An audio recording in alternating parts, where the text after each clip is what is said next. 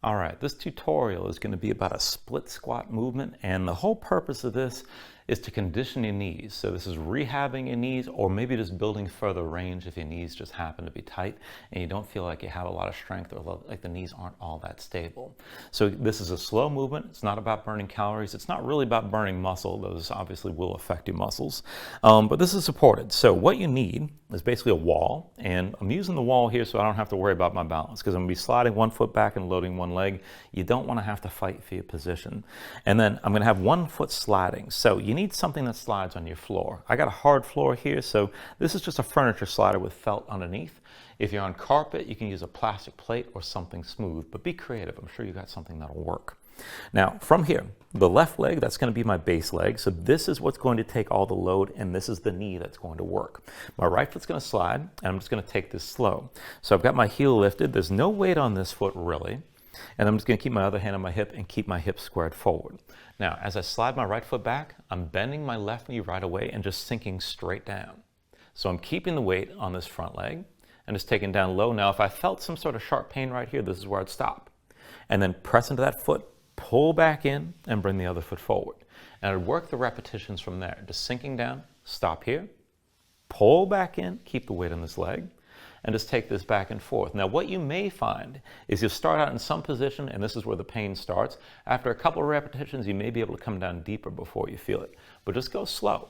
And as long as you have slow movement and you're just paying attention to how much tension you feel around the joint, you're going to be fine. There's nothing too jerky taking things back and forth.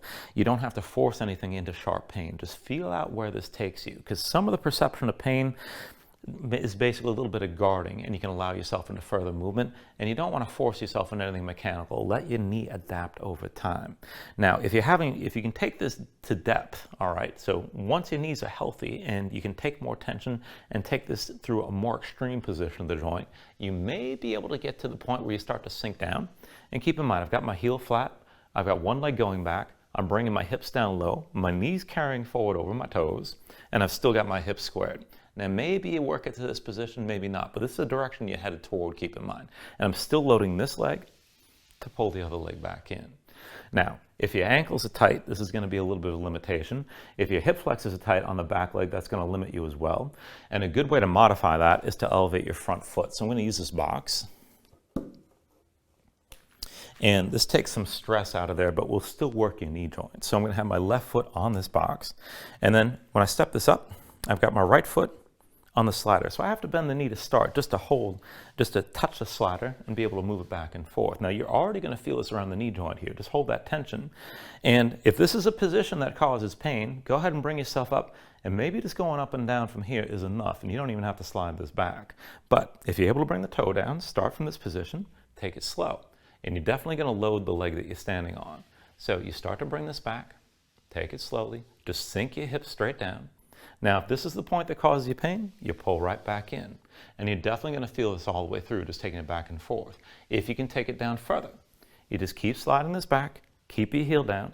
You can stop at any point and pull your foot back in. And then when you start with this sort of elevation, when you've been working on this over time, once you're able to get to the point where you can just sink this down and come to a complete fold of that front leg, then you know you're going to be able to bring that foot to the floor and take another range from here. But it's just possibilities to take yourself toward. You don't have to work toward maximum depth. You want to really tune into what you're feeling in your knee, taking it back and forth, being sure you don't feel any sharp pain, and the strength of your legs, so you can actually move back and forth with that front leg still loaded. And all of that will start to basically just accumulate over time as you adapt. And this is something that you can do very frequently. But anyway, the whole purpose of this, again, is not to do anything explosive. You're not really trying to burn calories or build a lot of muscle. You're just working in for the health of the joint, to promote the circulation and the adaptation of the joint to the stress that you're introducing here. So anyway, I hope this helps.